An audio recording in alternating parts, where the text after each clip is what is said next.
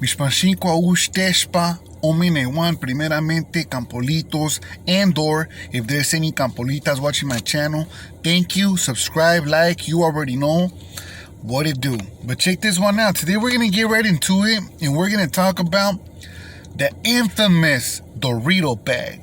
The infamous almighty Doritos bag. So I'm not gonna lie, I'm not a perfect person, homie. I have told you guys before, I'm just someone that keeps it real all the way live. All the way live and direct. Check this one out. When I was a teenager, I was using meth heavily. I was heavily entrenched in the meth life, which is, we call it tweaker. There's other places, like Fillmore, they'll call it blammers, or just every area has their own little swagger. Every area has their own little way of talking, their own stilo, so right here in my area, or at least back in my day, they used to call it tweakers. You know what I mean? I don't know what they call it now because I'm not in that scene anymore, but there was a camarada, right? One of the little homies and shit. He was about 5 years younger than me. And he pulls up, right? He was a little kid, and matter of fact, I'm not gonna lie to you, bro. Like, I was there the first time, like, that he got high. I was kicking it, I was asleep, right? And I wake up, and one of my homeboys is a little older than me, is getting him high. He's letting him take a toke, and I get all crazy, I tell the homie, hey, fool, like, don't be letting the little homie get high. But then at that time, I was getting high myself, so the homie was like, how are you gonna say that, fool, if you yourself gets high?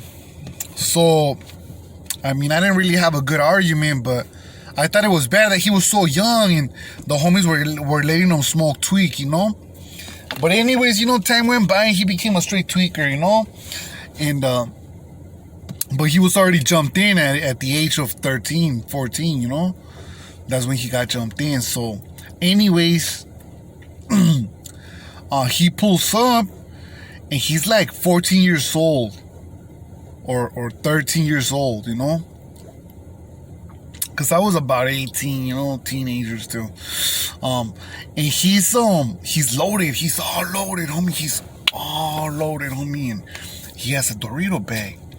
And I tell him, hey, fool, like, ain't you high right now? Like, yeah, fool, what's up? And I tell him, what you want that Dorito bag for? So he told me, hey, well, if I see Jura, so they don't catch me for 11,550, which is the code for under the influence, it's a misdemeanor, they'll take you to jail for that. Or at least back in those days. I don't know if they'll still do it now, but he said, if the Jura pulls up, I'm just gonna start eating them so they don't get suspicious that I'm high. And I was just in my mind like, fool, you're so young that I don't even think they'll get suspicious regardless, you know what I mean? But anyways, he finished eating the chips, he left and just threw the bag.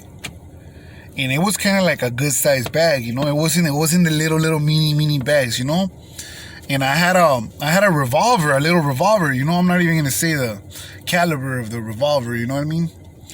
We ended up getting caught with it later, but I'm not even gonna get into that. So I put the revolver and it fits perfectly. Perfect. You can't even, like, you drop the bag, you can't even see that there's something in there. Like, it just fits so good, So back in those days, we were chilling at a spot called Island. Right there, there was an abandoned house. Right next to the abandoned house, there was 2 driveways. And one of those driveways, one of my older homeboys lived there. And then behind there, you jump the fence and another homeboy lived there. And then his next door neighbor was another homie from the hood. Across the street on the other side, I had my homeboy Nano. He would let us kick it right there. His family wouldn't call the cops, nothing. So all around it, my older homie Nene, all around it was all homies, like everything was female, So there's a fence right there, you know, where I was skating at. There's a fence, and then it has these wooden poles, right?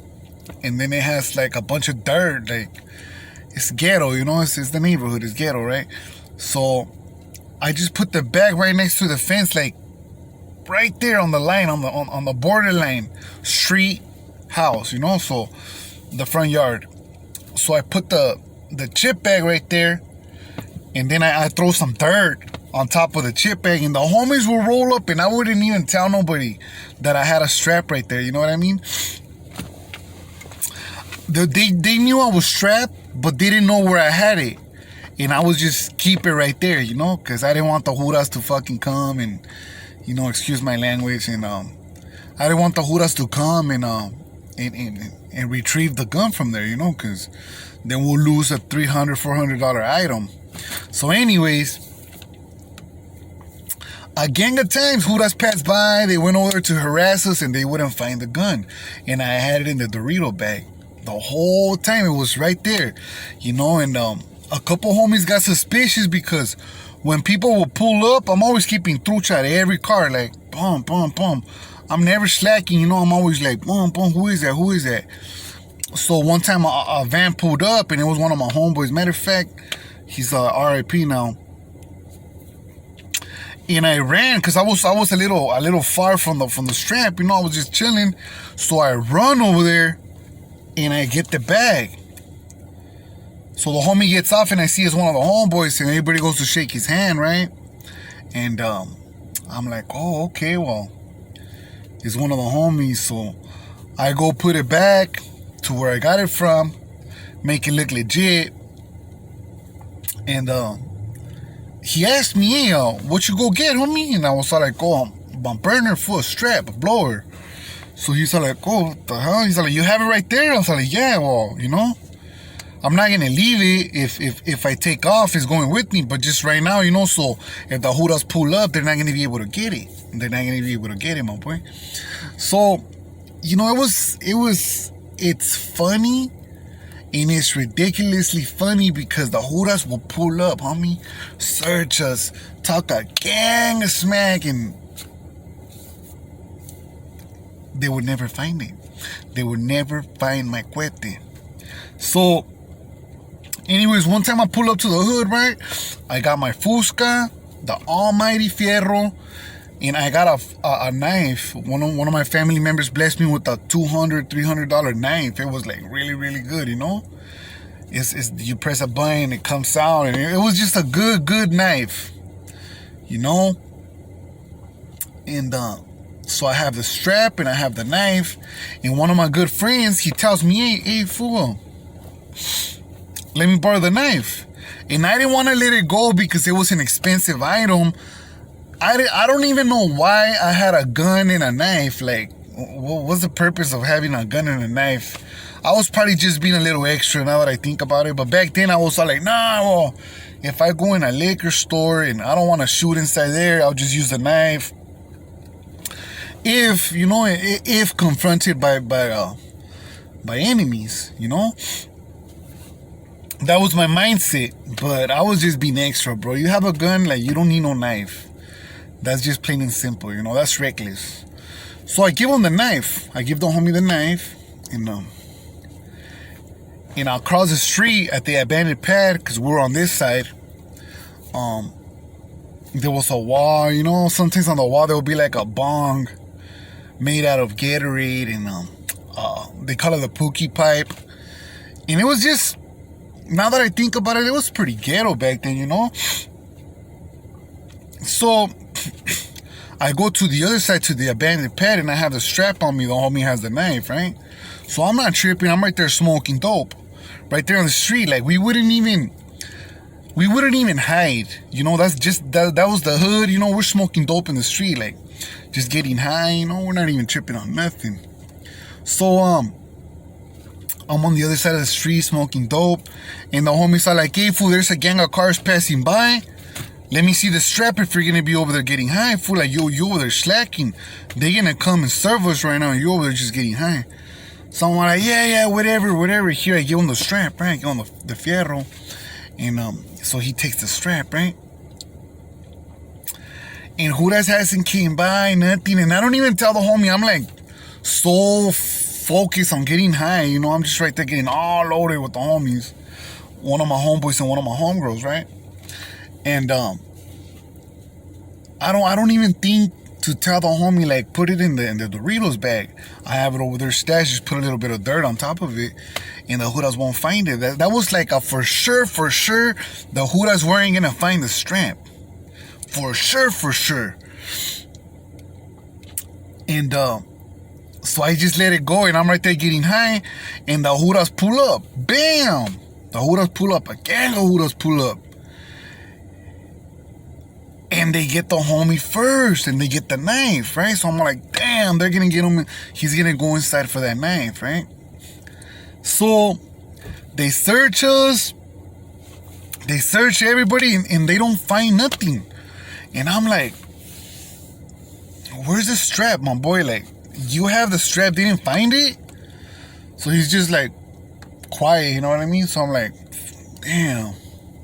I'm trying to think, but I'm trying not to say nothing out loud so the Judas won't hear what I'm telling the homie, you know? So I let it go, bro. I'm like, whatever, you know? We used to call it insurance, you know? That's the insurance right there, the strap, you know? So whatever, we lost it, you know? And so one of the Judas say, look, and this is how crooked they are.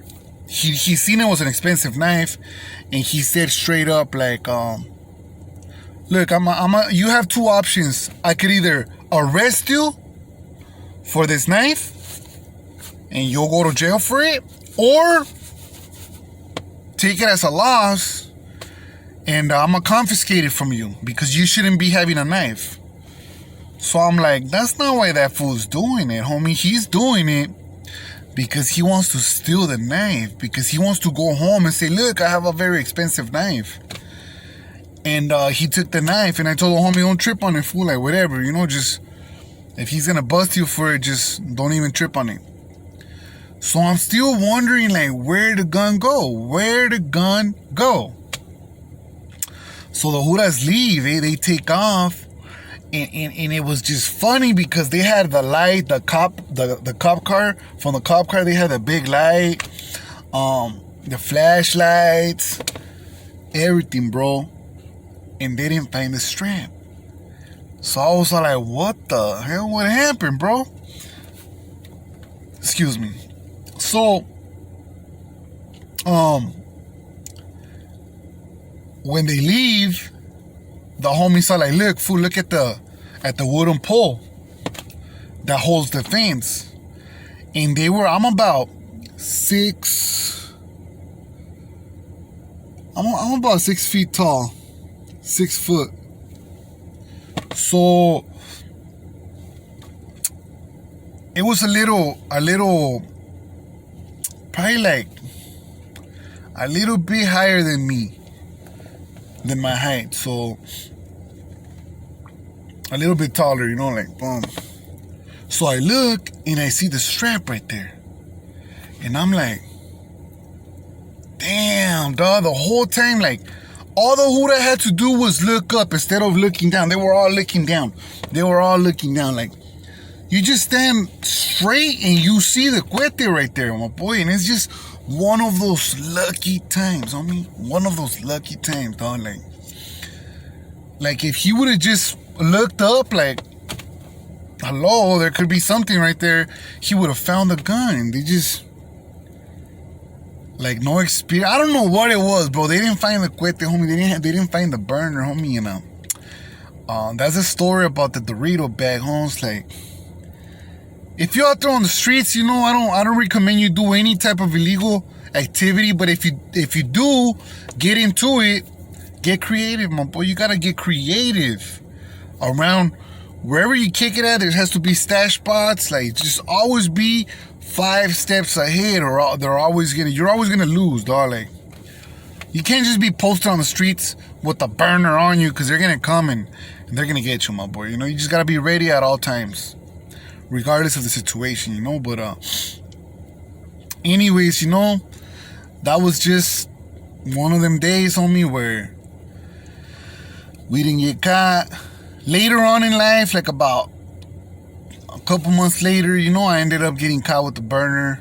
So, you know, we lost it, and that was that, you know. But anyways, you guys have a good one. I haven't been posting because I just recently started working, and I gotta get used to my new schedule. But every week I'm gonna drop at least one or two, so don't even trip.